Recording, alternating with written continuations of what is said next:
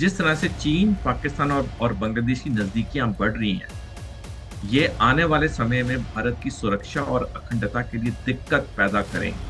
उस्मान की मौत पे इतना हिंसा भड़कना, और आज जब उनका शव आएगा तब उसके बाद और हिंसा के चांसेस हैं। इसको पूरी तरह से कौन आग दे रहा है? अगले महीने 4 अगस्त को, इसी साल, लेफ्टिनेंट जनरल शरीफ चौधरी, जो कि पाकिस्तानी सेना के DGISPR हैं, उन्होंने बयान दिया, we'll start from the east, यानी कि अब पूर्व से शुरू करेंगे।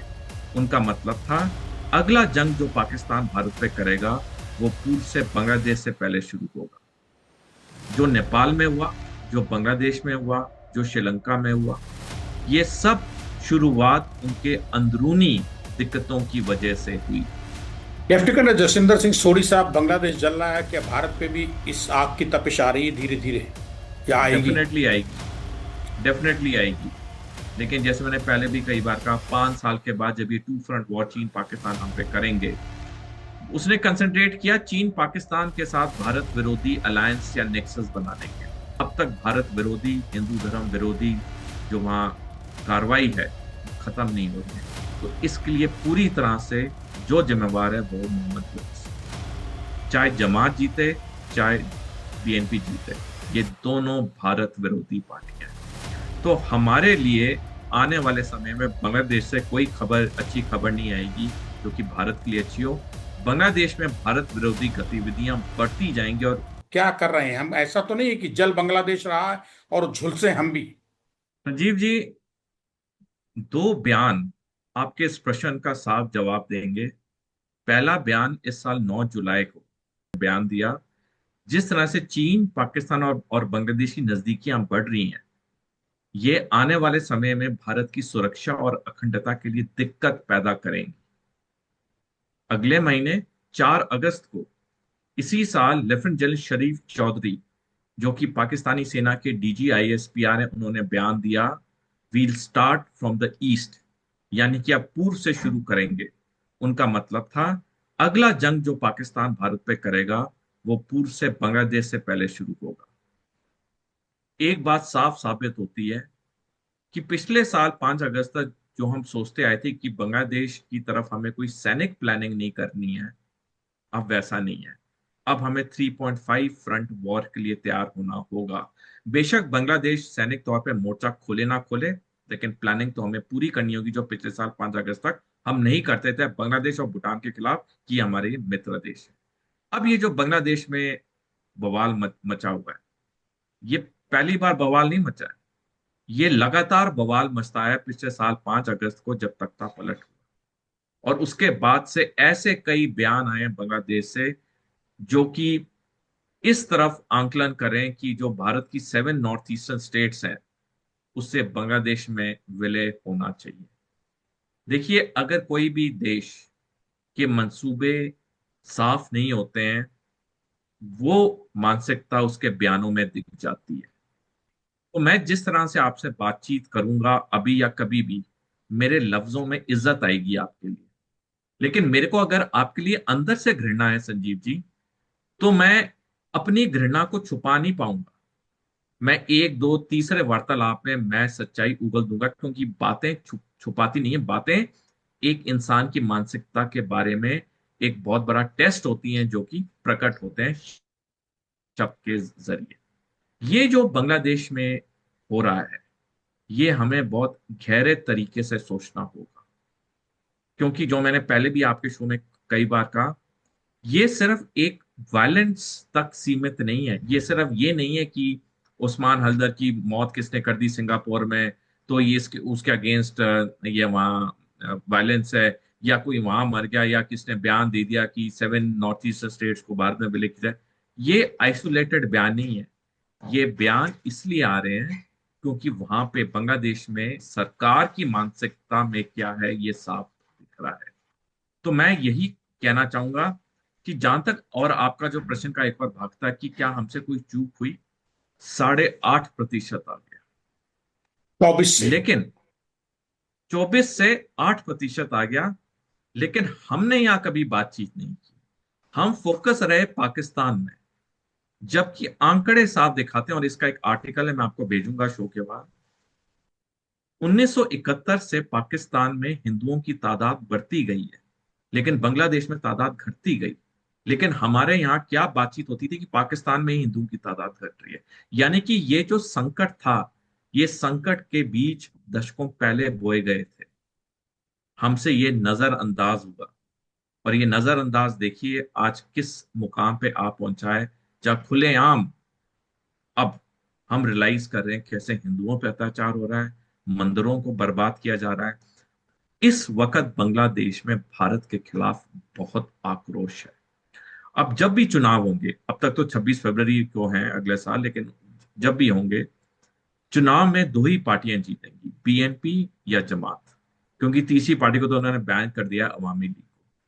चाहे जमात जीते, चाहे बीएनपी जीते, ये दोनों भारत विरोधी पार्टियां हैं। तो हमारे लिए आने वाले समय में बांग्लादेश से कोई खबर, अच्छी खबर नहीं आएगी जो कि भारत के लिए अच्छी हो।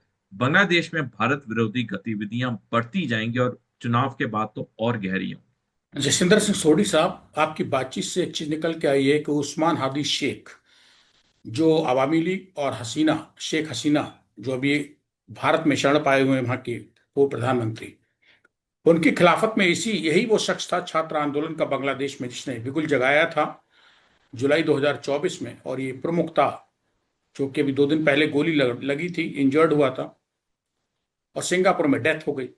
तो क्या अब उस्मान हादी की मौत को और शेख हसीना के भारत में शरण पाए होने के इन दो मुद्दों को, कि हम शेख हसीना की हिफाजत करें या शेख हसीना की हिफाजत करते हो भारत को भी सुरक्षित रखें? क्योंकि घूम धुरी सारी जो है वो शेख हसीना के बाद से ही रही है। पहले घूमती रही, प्लानिंग बनती रही, बांग्लादेश पाकिस्तान चीन करते रहे, लेकिन अब तो सीधा जो केंद्रीय हो गया, केंद्रीकृत जो हो रहा है, सेंट्रलाइज हो गया है, वो शेख हसीना के चारों तरफ धुरी घूम रही है, बांग्लादेश और भारत के रिश्तों की, अगर मैं गलत नहीं हूं तो। चीजें हाथ से निकल चुकी। अब पूरी तरह से चीन और पाकिस्तान बांग्लादेश में सक्रिय हो रखा है। अब जो भी सरकार, जैसे मैंने कहा, बांग्लादेश में आएगी फरवरी के बाद, वो पूरी तरह से भारत विरोधी होगी। क्योंकि जो एक पार्टी हमारे साथ थी, अवामी लीग, उसको तो इन्होंने अवैध का करार दे दिया। तो अगर ये पार्टी, पहली बात तो पार्टी के सिंबल के नीचे चुनाव लड़ नहीं सकती, और अगर पाकिस्तान में इमरान खान की पार्टी की तरह जिसे भी अवैध कर दिया गया था, अगर इंडिपेंडेंट भी लड़ते हैं वो सरकार नहीं बना पाएंगे। तो भारत के लिए इस वक्त बहुत जरूरी हो जाता है अपनी सैनिक और आर्थिक तैयारी करना। और एक और प्रश्न का जो आपका भाग था, क्या हमें शेख हसीना को वापस भेजना चाहिए? बिल्कुल नहीं। हमें क्यों नहीं भेजना चाहिए? क्योंकि हम अगर दिक्कत के वक्त अपने मित्र के साथ खड़े हुए नहीं दिखाई दिए, हमारी जो क्रेडिबिलिटी है अंतर्राष्ट्रीय स्तर पे बिल्कुल खत्म हो जाएगी। क्या 5 साल, जो मैं बार बार आपके शो पे कहता आया हूं कि 2030 के बाद ये टू फ्रंट वॉर होगी, क्या 5 साल हमारे लिए कम है? बिल्कुल कम है। हमारे लिए 5 साल बिल्कुल सही समय है। 5 साल में बहुत चीजें हो सकती हैं, जिसका मैंने विवरण आपके पिछले शो में भी किया है। तो भारत के लिए कोई ऐसी कंडीशन नहीं है कि हमें दिल हल्का करना चाहिए या हमें ये लो मोराल होना चाहिए। इस सबके बीच सर, अगर वहां हिंदुओं पे अत्याचार हो रहे हैं तो मान लिया, लेकिन बांग्लादेश को जो लीड पेपर्स हैं, न्यूज ग्रुप्स जो है, media groups, Bangladesh daily star और प्रथम अलो, इन दोनों अखबार के दफ्तरों पे हमला करके जला दिया गया है। तमाम पत्रकारों को इंजर्ड कर दिया गया है। आलम यह है कि वो लोग अंदर भी कुछ फंसे हुए हैं अभी तक, कुछ बाहर निकल आए जान बचा के। कि सरकार या उसके लोग मीडिया पे हमला करते हैं, तो ये साफ जाहिर होता है कि उनके अंदर अपनी कमी है, और उस कमी को छुपाने के लिए मीडिया पे हमला करें, ताकि मीडिया सच्चाई की बातें पूरे पब्लिक को नहीं बताए। जिस इंसान या सरकार को कोई डर नहीं होता है, वो कभी मीडिया से डरती ही नहीं है। क्योंकि हम सबको पता है मीडिया का काम सच्ची खबर सामने लाना है। कई बार सच्ची खबर आपके हित में होगी, कई बार आपके हित में नहीं होगी, लेकिन सच्ची खबर होगी। अब बांग्लादेश के इन दो बड़े मीडिया हाउसेस पे हमला होना, और अभी कुछ समय पहले ही खबर आई कि 25 माह पे जर्नलिस्ट को, पत्रकारों को बचाया गया जिनकी जान जाने वाली थी। वो बांग्लादेश दूसरों के हाथों में खेल रहा है और जल रहा है। भारत खामोश क्यों है? संजीव जी, भारत खामोश तो नहीं है। भारत तो वक्त पे वक्त अपने बयान दे रहा है। हमने कई सीनियर अधिकारियों को भी भेजा है। अभी कुछ हफ्ते पहले हमारे विदेश सचिव, फॉरेन सेक्रेटरी भी बांग्लादेश की यात्रा पे गए थे। लेकिन जैसे मैंने पहले कहा, अब बहुत देरी हो चुकी है, क्योंकि इस तरह से पाकिस्तान और चीन सक्रिय हो गया है बांग्लादेश में कि अब, जैसे एक फौजी कहावत, एक फौजी वर्ड ऑफ कमांड होता है, जैसे थे। जब हम ड्रिल करते हैं फौज में तो एक वर्ड ऑफ कमांड होता है, जैसे थे। एक सावधान होता है, एक विश्राम होता है, और एक होता है जैसे थे। तो जैसे थे होना 5 अगस्त से पहले अब बहुत मुश्किल है। और जो मैंने आंकलन शुरू में किया कि जिस तरह से हमारी पार्लियामेंट की स्टैंडिंग कमेटी रिपोर्ट भी आ गई है, तो ये जो चीजें हैं यह अब हमारे हाथ से निकल चुकी हैं। अब हमारे पास 5 साल का समय है। कूटनीतिक चीजें ठीक है, हमें कोशिश करनी चाहिए कूटनीतिक तौर पे, लेकिन बहुत जरूरी है हमें अब अपनी आर्थिक और सैनिक तैयारी में बहुत बड़ा इजाफा करना होगा। क्योंकि आने वाले समय में मेरे को बांग्लादेश में भारत के पक्ष में रुख होते हुए दिख नहीं रहा है। सर, मुझे पहली बार ऐसा दोबारा ही सवाल रिपीट करना पड़ रहा है, मैं जिसका आंसर आपसे अपेक्षा करता हूं, देश अपेक्षा करता है, सिर्फ संजीव चौहान और स्टेट मिरर नहीं, देश देख रहा है। लेफ्टिनेंट कर्नल सोढ़ी साहब, आपके बहुत। क्या इसके इस सब करने के बाद क्या बांग्लादेश पे फर्क पड़ेगा? नहीं पड़ेगा। जब तक बीएनपी या जमात सत्ता में रहेंगे, जो कि इन्हीं दो पार्टियों में से किसी ने आना है फरवरी के बाद, जब तक ये दोनों पार्टियों में से सत्ता में कोई रहेगी, जब तक मोहम्मद यूनूस सत्ता में रहेगा, बांग्लादेश भारत के साथ उस तरह से नहीं खड़ा हो सकता जिस तरह पिछले साल 5 अगस्त से पहले था। तो हमारे लिए एक बहुत क्रिटिकल सिचुएशन है, हमारे लिए बहुत एक सीरियस सिचुएशन। आपने कहा जब तक मोहम्मद यूनिस, वहां का पॉलिटिकल एडवाइजर जो बनाया गया है शेख हसीना के भारत आने के बाद, भारत का नुकसान ना कर सके लेकिन बांग्लादेश को बर्बाद करने की ताकत और दिमाग, बददिमागी, नॉट दिमाग, बददिमागी, कम अकली रखता है। संजीव जी, अभी कुछ महीने पहले हमारे एक मंत्री जी ने एक इंटरव्यू में कहा था कि हमें पता था कि बांग्लादेश में किस तरह से शेख हसीना के खिलाफ आक्रोश बढ़ रहा है, लेकिन हम कुछ कर नहीं सके। बांग्लादेश में जो हो रहा है, बाहर की ताकतें तो बाद में आती हैं। सबसे पहले अंदरूनी जब दिक्कतें होती हैं, तो ही बाहर की ताकतें आने का प्रयास करती हैं। भारत की सभ्यता, संस्कृति, संस्कार में साफ कहा जाता है कि जिस जिस घर के अंदर कलेश हो, पड़ोसी उसका फायदा उठाते हैं या बाहर वाले उसका फायदा उठाते हैं। जो नेपाल में हुआ, जो बांग्लादेश में हुआ, जो श्रीलंका में हुआ, ये सब शुरुआत उनके अंदरूनी दिक्कतों की वजह से हुई। अगर शेख हसीना ने 1971 के रिजर्वेशन पॉलिसी को, जो पूरा विवाद शुरू हुआ कि जो फ्रीडम फाइटर्स थे उनको लाइफ लॉन्ग रिजर्वेशन देना, पूरा विवाद वहां से शुरू हुआ। अगर शेख हसीना ने ये नहीं किया होता, या लोगों की बात पहले, लोगों की जन इच्छा पहले ही समझ ली होती, अगर शेख हसीना ने बीएनपी की नेता खलीदा जिया को 15 साल कैद में नहीं रखा होता, बांग्लादेश के अंदर ये नौबत नहीं आनी थी। तो मैं यही कहना चाहूंगा, कोई भी देश में भारी शक्तियां तब सक्रिय होती हैं जब देश की अंदरूनी दिक्कतें रिजॉल्व नहीं होती हैं। इसलिए जब भी किसी देश के अंदर कोई भी अंदरूनी दिक्कत हो, उसे जल्द से जल्द रिजॉल्व करना चाहिए। नहीं तो बाहर की शक्तियां आके उसका नजायज फायदा उठाती हैं, और यही चीज अब बांग्लादेश में हो रही है। जिस तरह से पाकिस्तान सक्रिय है, चीन सक्रिय है, अमेरिका का भी हाथ है, सेंट मार्टिन आइलैंड की बात बार बार होती है। तो ये तो अब बाहर की शक्तियां तो वहां पे फायदा उठाएंगी, क्योंकि गलती तो सब अंदरूनी तौर पे शुरू हुई। लेफ्टिनेंट कर्नल जसिंदर सिंह सोढ़ी साहब, बांग्लादेश जल रहा है, क्या भारत पे भी इस आग की तपिश आ रही है धीरे धीरे, क्या आएगी? डेफिनेटली आएगी, डेफिनेटली आएगी। लेकिन जैसे मैंने पहले भी कई बार कहा, 5 साल के बाद जब ये टू फ्रंट वॉर चीन पाकिस्तान हम पे करेंगे, बांग्लादेश बेशक सैनिक तौर पे मोर्चा खोले ना खोले, लेकिन हमें उसकी सैनिक तैयारी करनी होगी, जो हमने पिछले साल अगस्त तक नहीं की थी। भारत को अब 3.5 फ्रंट वॉर के लिए तैयार होना होगा।